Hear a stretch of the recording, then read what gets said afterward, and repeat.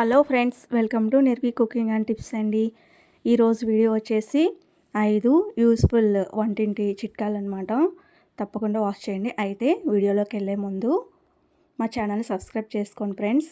ఇది బ్లాక్ కలర్లో బటన్ ఉంటుంది కదా, దానిపైన క్లిక్ చేస్తే సబ్స్క్రైబ్ అని వస్తుంది. కింద ఆల్ అనే బటన్ ప్రెస్ చేశారంటే బెల్ ఐకాన్, నేను ఏ నోటిఫికేషన్ అయినా మీకు వస్తుంది అనమాట. నేను ఏ వీడియో పెట్టినా కానీ మీకు ముందు వస్తుంది. డెఫినెట్గా సబ్స్క్రైబ్ చేయండి ఫ్రెండ్స్. అయితే టిప్ నెంబర్ 1లోకి వెళ్ళిపోదామా.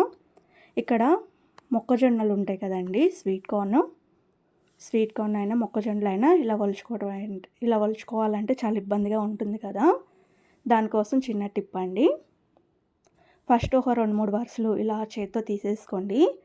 తర్వాత చాకుని యూస్ చేసుకొని ఇలా మెల్లగా నేను వీడియోలో చూపిస్తున్నట్టుగా ఇలా నొక్కుకోండి. చాలా ఈజీగా వచ్చేస్తుంది.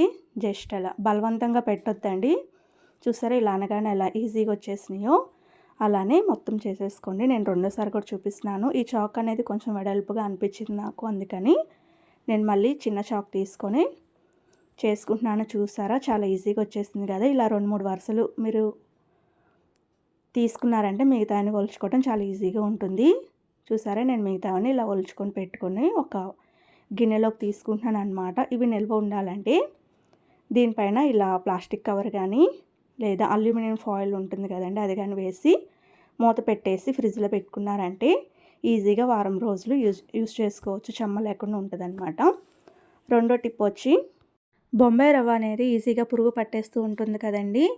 చాలామందికి నిల్వ చేసుకోవాలంటే ఇబ్బందిగా ఉంటుంది. దానికోసం నేను ఇక్కడ స్టవ్ వెలిగించుకొని నాన్ స్టిక్ పాన్ పెట్టుకున్నాను. మీరు ఏ పాన్ అయితే తీసుకుంటారో ఆ పాన్ తీసుకొని మీడియం ఫ్లేమ్లో చక్కగా అది వేడయ్యేంత వరకు ఫ్రై చేసుకోవాలండి.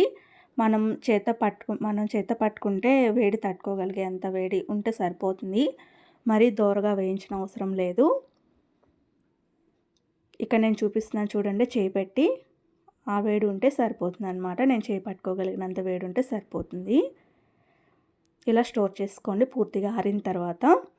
థర్డ్ టిప్ వచ్చేసి, కందిపప్పు కూడా పురుగు పడుతూ ఉంటుంది కదండి ఎక్కువ రోజు స్టోరేజ్ చేసుకుంటే. దాన్ని కూడా ఇలా నేను పాన్లో తీసుకొని ఇలా దోరగా వేయించుకోవాలండి. కందిపప్పు అనేది ఈ పచ్చివాసన పోయి మంచి అరోమా వచ్చేంత వరకు దోరగా వేయించుకోండి. ఇలా వేయించుకోవటం వల్ల పప్పు వండుకునేటప్పుడు కూడా మంచి టేస్ట్ వస్తుందన్నమాట. పప్పు ఇలా దోరగా వేయించుకున్నాక పూర్తిగా చల్లారిన తర్వాత ఒక డబ్బాలోకి స్టోర్ చేసుకోండి. చాలా రోజులు నిల్వ ఉంటుంది. అలాగే ఫోర్త్ టిప్ వచ్చేసి, బియ్యం అనేది సన్నగా పురుగులాగా వచ్చేస్తుంది కదండి, చీమలు కానీ పురుగులు కానీ ఇలా పట్టకుండా ఉండాలంటే బియ్యం డ్రమ్ములో 2 ఎండుమిర్చి ఉంటాయి కదండి, ఎండుమిర్చి అనేది ఇలా వేసుకుంటే పురుగు అనేది పట్టకుండా ఉంటుంది.